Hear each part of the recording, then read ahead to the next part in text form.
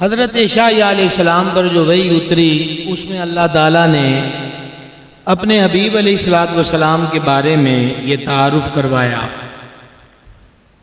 کہ میں نبی احمد کو بھیجوں گا، مکہ میں اس کی ولادت ہوگی، مدینہ شریف اس کی ہجرت گاہ ہوگی۔ اور آگے جو دو چیزیں بیان ہوئی ہیں، اگر آپ اس وقت توجہ کر سکتے ہیں تو کر لیں، وگرنہ ہماری تو مجبوری ہے کہ یہ چند باتیں اس مائک پہ کہنا ہے۔ فرمایا عیسیٰ میں نبی امی کو بھیجوں گا، مکہ شریف اس کی جائے ولادت ہے، مدینہ پاک جائے ہجرت ہے۔ جب وہ کسی بیوہ عورت کی گود میں یتیم بچے کو دیکھے گا تو میرے اس حبیب کو بڑا دکھ لگے گا، اور جب میرا حبیب علیہ الصلاۃ والتسلیم کسی جانور کی پشت پر اس جانور کی طاقت سے زیادہ بوجھ لدا ہوا دیکھے گا تو میرے حبیب کو بڑا دکھ لگے گا۔ حضور پر نور علیہ السلام جلوہ گر ہوئے 12 ربیع الاول پیر شریف کو صبح صادق کے وقت۔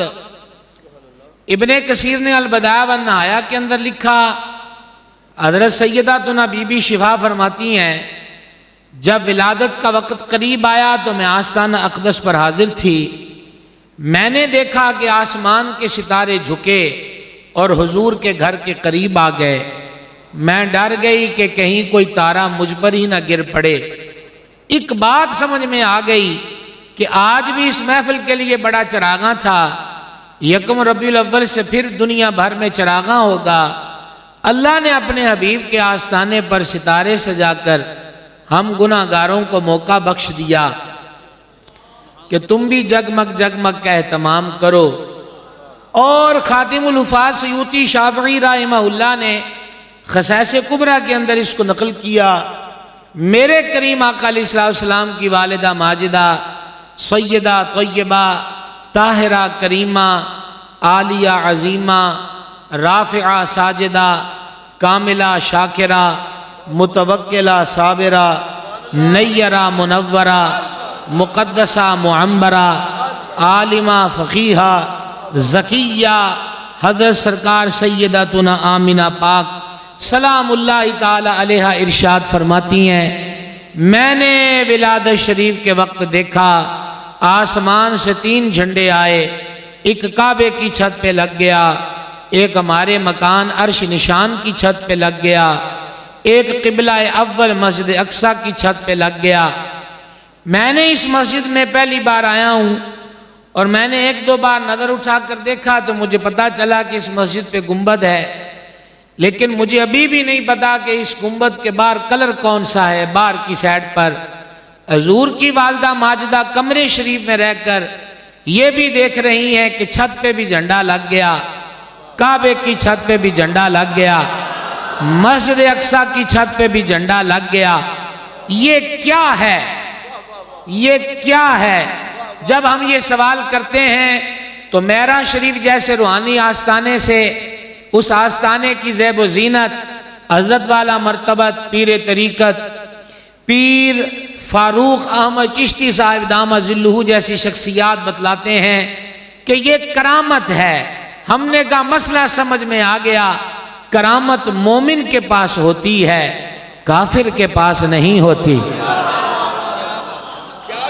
اور پیر صاحب قبلہ کی نظر یہ بات ہے، اعلیٰ حضرت عظیم البرکت مجدد دین و ملت کشتہ عشق رسالت الشاہ امام محمد رضا قادری محدث بریلوی قدس سرہ العزیز نے 1000 کے قریب کتابیں لکھی ہیں، ان میں سے ایک کتاب شمول الاسلام ہے جو حضور کے والدین قریبین کی شان پہ لکھی۔ اس میں امام احمد رضا لکھتے ہیں حضور کی والدہ ماجدہ کا مبارک نام دیکھو، آمینہ کے 3 معنی ہیں۔ کتنے؟ پہلا معنی آمینہ کا معنی امن والی،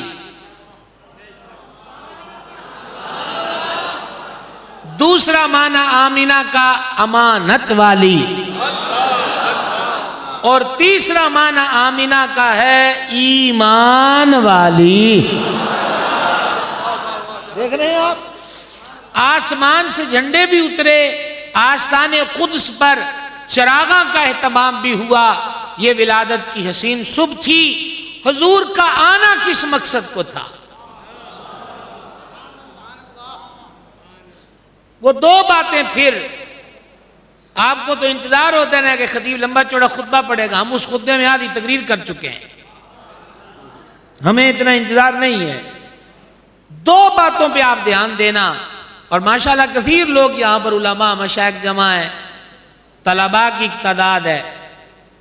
سجے پاسوں آواز آ رہی ہے جی، سجے پاسوں، سجے پاس سبحان اللہ دی آوے تے جائز ہے، گلاں دی نہ آئے، سبحان اللہ دی جائز ہے۔ عرض یہ کر رہا ہوں، آپ نے غور کیا جو شروع میں نے روایت سنائی، یہ شاہ یا نبی پر وہی اتری ہے کہ میرا حبیب جن کا میلاد منایا جا رہا ہے اس وقت، جب وہ بیوہ عورت کی گود میں، کسی بیوہ عورت کی گود میں یتیم بچے کو دیکھے گا تو میرے حبیب کو بڑا دکھ لگے گا۔ دکھ کیوں لگے گا؟ کہ حبیب رحمت ہے، اور شاید کہ یہ جملہ سمجھا سکوں، وَمَا أَرْسَلْنَاكَ إِلَّا رَحْمَةً لِلْعَالَمِينَ، یہ آیت بتاتی ہے کہ حضور رحمت لے کر نہیں آئے، رحمت بن کر تشریف لائے ہیں۔ سرکار کی جلوہ گری سے پہلے پسا ہوا طبقہ، لو طبقہ، ماٹھا طبقہ مزید پسا ہوا تھا۔ اس میں سے 3 طبقات کی بات بچی ہوئی گھڑیوں میں آپ سے کرنا چاہتا ہوں۔ پہلا بیٹیاں۔ آج حقوق نسواں کے عنوان پر کوئی باتیں کھول کر اسلام پر اعتراض کرے تو سڑکوں پہ پھرنے والی ایسی بیویوں سے کہا جائے گا جن کے پیچھے لگ کر تم اسلام سے بغاوت کرتی ہو، وہ تو تمہارے وجود کے قائل نہیں، اور حضور وہ ہیں جنہوں نے تیرے وجود کو دوام بخشا ہے۔ بیٹی پیدا ہوئی، زندہ دفن کر دی۔ آپ نے اور میں نے آج تک یہ کتنی بار میں نے تقریروں میں کہے اور آپ نے سنے۔ آپ کو آواز صاف آ رہی ہے جی؟ الحمدللہ کہہ کے جواب دیں گے۔ لیکن کبھی غور کیا کہ گڑھا کھود کر باپ اپنی سگی بیٹی کو، وہ بھی زندہ کو، گڑھے میں پھینک کر اوپر سے مٹی ڈال دے؟ کبھی اس تصور پہ غور کریں۔ حضور آئے، بہار آ گئی۔ سبحان اللہ، سبحان اللہ۔ حضور آئے، بہار آ گئی۔ حضور آئے، بہار آ گئی۔ میں چوتھی بار کہہ رہا ہوں اور مزہ پا رہا ہوں، حضور آئے، بہار آ گئی۔ اور یہ پہلی حدیث یہاں موجود سادات کرام کی نظر، میرے آقا علیہ الصلوۃ والسلام نے فرمایا، پہلے جملے سے محبت چھلکتی ہے،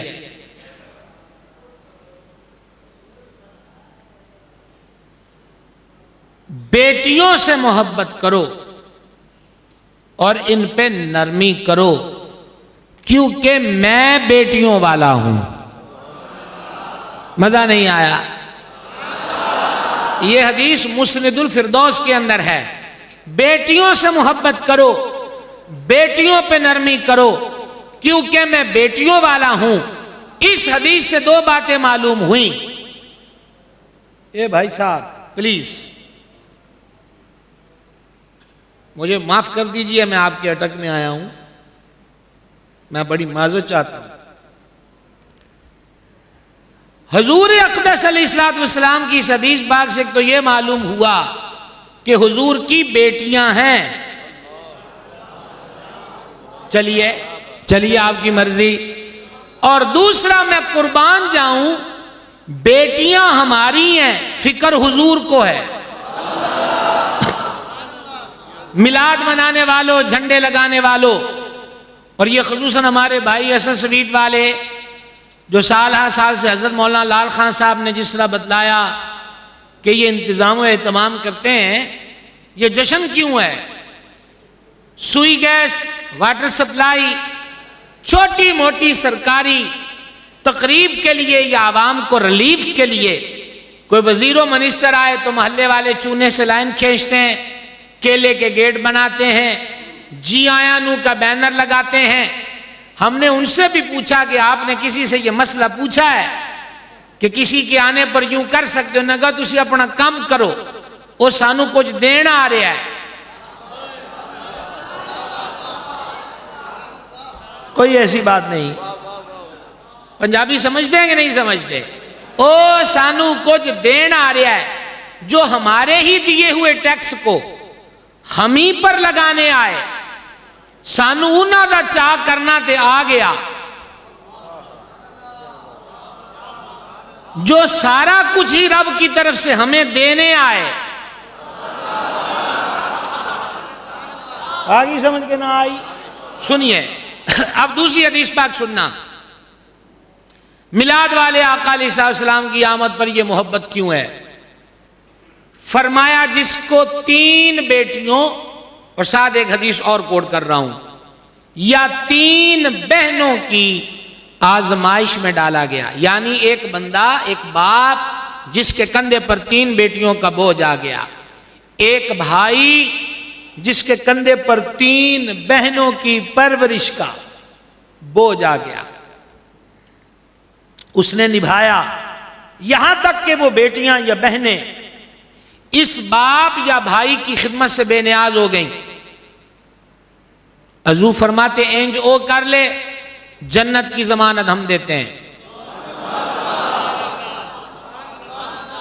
شہر اٹک اور گرد و نواح سے آنے والوں پھر جملہ سننا، بہنیں ہماری، بیٹیاں ہماری، فکر حضور کو.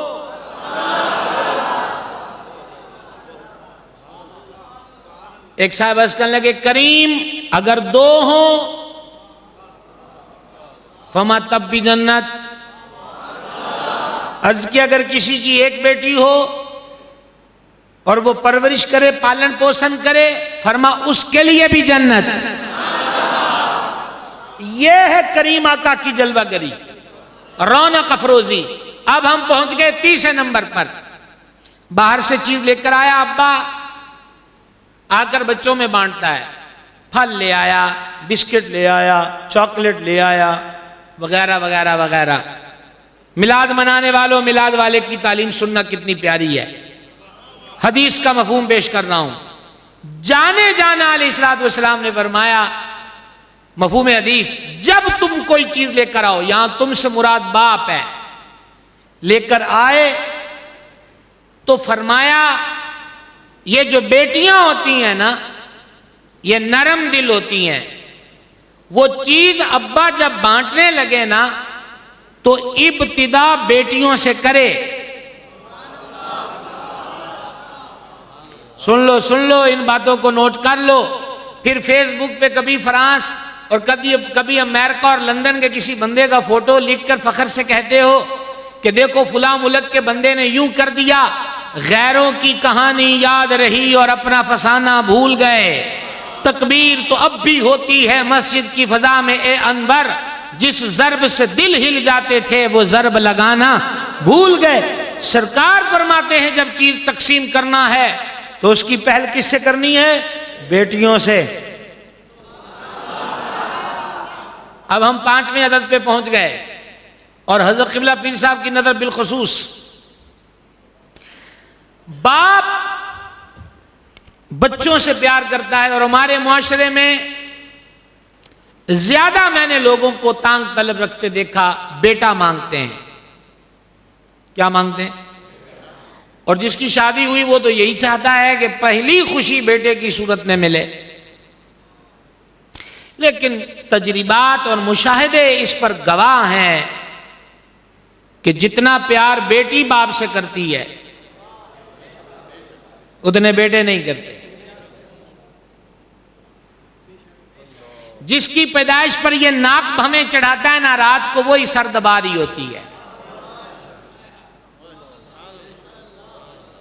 اور جس کی پیدائش پہ لڈو بانٹے تھے وہ کانوں میں ٹوٹیاں لگا کر گیت سن رہا ہے اور باپ ہائے وائے کر رہا ہے, راتوں کو پیر وہ بیٹی داب رہی ہوتی ہے. میں صدقے رحمت عالم کی رحمت پر, قربان حضور کی کریمی پر, جانے جانا علیہ الصلوۃ والسلام نے فرمایا, مفہوم حدیث پیش کر رہا ہوں, امید کرتا ہوں کہ یہ حدیث آپ سنیں گے تو کانوں کے رات دل تک رات پہنچے گی. فرمایا بیٹی اور بیٹیوں میں محبت کے معاملے میں عدل کرو, انصاف کرو, حتیٰ کہ جتنی مرتبہ بیٹے کا منہ چوما ہے اتنی مرتبہ ہی بیٹی کا منہ چوم. نہایت کمزور آواز. اور اعتراف جرم ہے کہ جس موضوع پر میں بات کر رہا ہوں یہ کوئی محفلوں کا عنوان نہیں ہوتا, اعتراف جرم ہے, لیکن 100 بار کریں گے. سمجھ رہے ہیں آپ بات کو, 100 بار کریں گے. آج بھی اخبارات, electronic media, social media, print media اس پر گواہ ہے. اب بھی بیٹیوں کا مرڈر جاری ہے. اب بھی خبر مل جائے کہ پھر بیٹی ہے تو بولے کہ ابورشن کروا دیا جائے. اب بھی ساس اس بہو کا جینا حرام کرتی ہے جس کے 1 سے 2 بیٹیاں پیدا ہوئیں, حالانکہ ساس بھی بیٹی ہے. نہیں سمجھ آئی نا؟ ساس بھی بیٹی ہے اور جس سے تنگ آ رہی ہے وہ بھی بیٹی ہے اور اس کے ہاں بھی بیٹی ہے.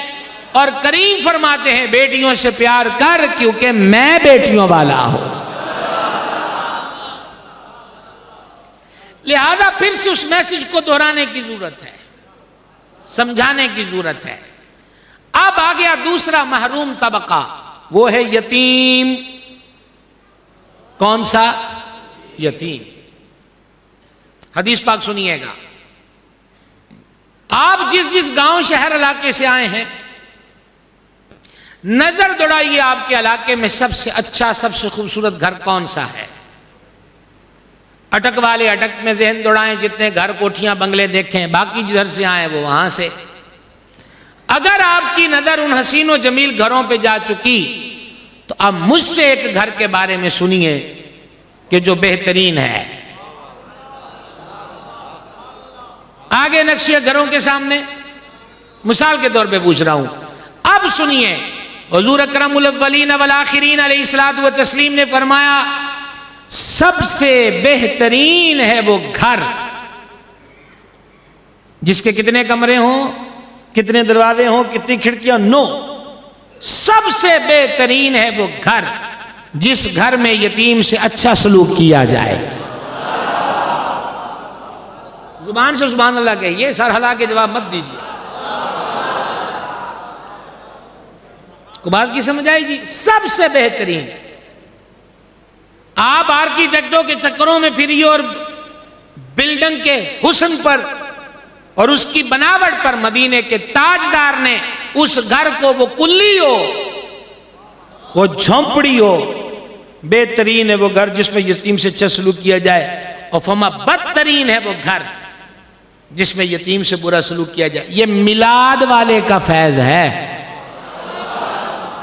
یہ جن کے آنے کی خوشی اور جشن اور لائٹنگ اور چراغاں اور جلوس نکلیں گے اور نکل رہے ہیں, یہ ان کی تعلیم ہے.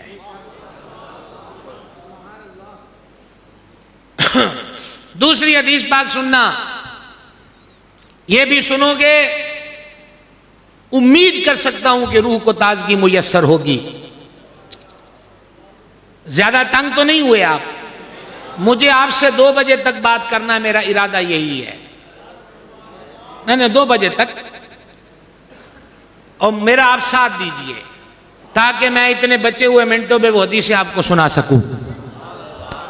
جان عالم علیہ الصلوۃ والتسلیم نے فرمایا, حدیث پاک سننا, جس نے یتیم کی پرورش و کفالت کی, جس نے یتیم کی پرورش و کفالت کی، وہ یعنی یتیم کی پرورش کرنے والا۔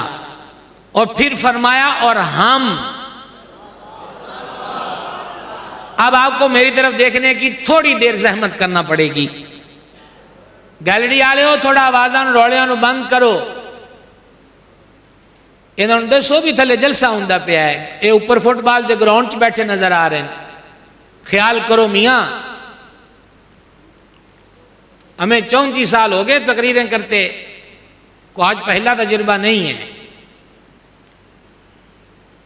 عرض یہ کر رہا ہوں کہ نبی پاک علیہ الصلوۃ والتسلیم نے فرمایا جس نے یتیم کی پرورش کی، کفالت کی، اس سے اچھا سلوک کیا، وہ اور ہم، یہ فرما کے اپنی 2 بے مثال انگلیوں کو ملایا۔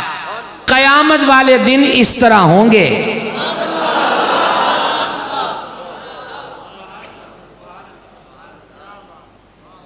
اتنی بڑی خوشخبری، اتنا بڑا اعلان و انعام۔ پرورش یہ نہیں ہوتی بھائیو، پرورش یہ نہیں ہوتی کہ عید کا موقع آ گیا، بھائی کا بیٹا یتیم ہو گیا ہے، بہن کا بیٹا یتیم ہو گیا یا بیٹی، تو عید پر کہا جائے کہ اپنے بیٹے کے لیے اس نے ایک مرتبہ ہی سوٹ پہنا ہے، تمہیں اچھا لگے گا، یہ پہن لو، یہ پہن لو۔ نہیں، فرض نہیں ہے۔ بات تو کر رہے ہیں انصاف کی،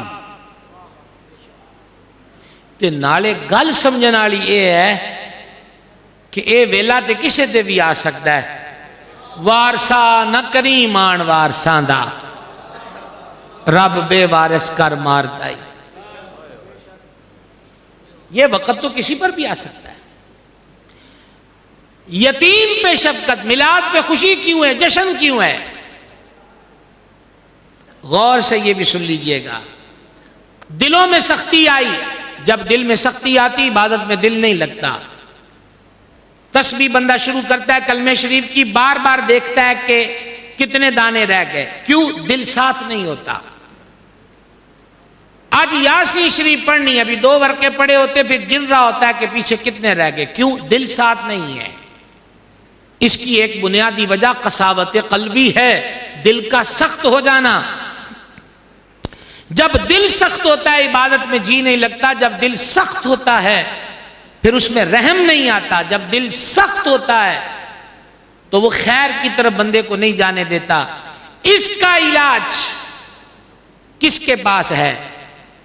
نہ ہو آرام جس بیمار کو سارے زمانے سے، اٹھا لے آئے تھوڑی خاک تیرے آستانے سے، اسے شفا وہاں سے ملے گی۔ سنیے، ایک صاحب نبی پاک علیہ السلام کے دربار میں حاضر ہوئے، عرض کی آقا دل میں سختی پاتا ہوں، اس کا علاج فرما دیں۔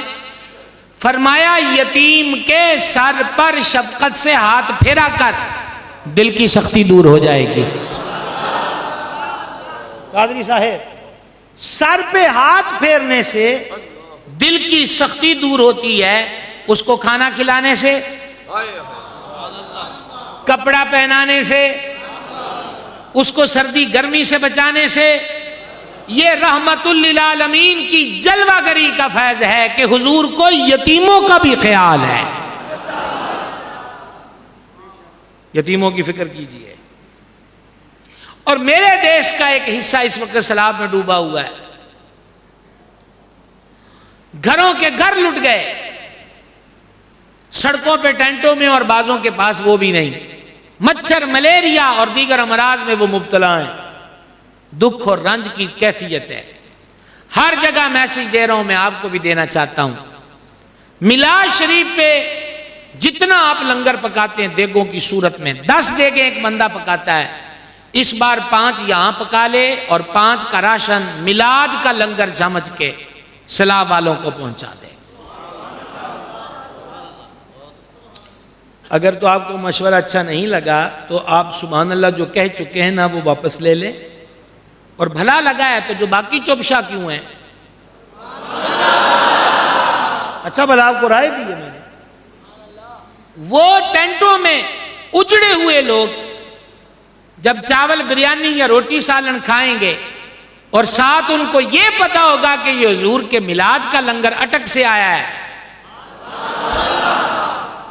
تو مدینے والے دے نال انہاں دا کڈا گہرا تعلق بچ جانا ہے۔ اور ایسی مائیاں جب حضور سے عرض کریں گی آقا انہاں تے نگاہ کرو جنہاں نے تہاڈے میلاد دی روٹی ساڈے ال بھیج دیتی ہے، پھر اس جواب میں جو فیض ملے گا اس کا اندازہ کون کر سکتا ہے۔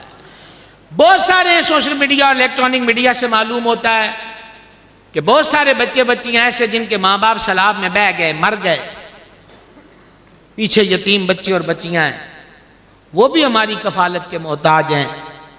ہمیں کوشش کرنی چاہیے کہ ان کے ساتھ ان کی ہیلپ کریں، تعاون کریں۔ اس سے ریلیٹڈ بات سوئی 12 پہ پہنچا چاہتی ہے۔ جانے جانا علیہ الصلوۃ والسلام نے فرمایا، او میلاد ملانے والو سننا، فرماتے ہیں وہ کامل مومن نہیں جو خود پیٹ بھر کے سو جائے اور اس کا پڑوسی بھوکا ہو۔ وہ کامل مومن نہیں جو پیٹ بھر کے خود تو سو جائے لیکن اس کا پڑوسی بھوکا ہو۔ دوسری حدیث اس عنوان کی سننا، جانے جانا علیہ الصلوۃ والسلام نے ایک بار ام المومنین سے فرمایا جب سالن پکاتی ہو نا شوربہ زیادہ کر لیا کرو۔ ہائے ہائے یہ سبق کب یاد کریں گے؟